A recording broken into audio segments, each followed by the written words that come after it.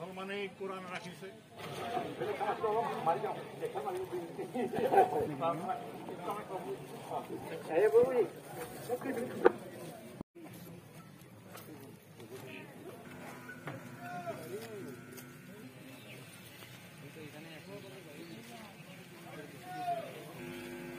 সম্প্রতি সময়ত বাংলাদেশের হিন্দু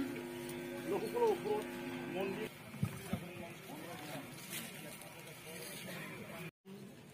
হিন্দু নিষ্পেষণ ইস্কন মন্দির আক্রমণ রামকৃষ্ণ মিশন আক্রমণ লুটপাট ধর্ষণ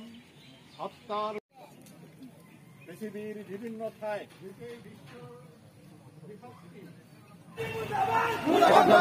বাংলাদেশত হিন্দু নির্যাতন বন্ধ করে বাংলাদেশত মহিলা ধর্ষণ বন্ধ করে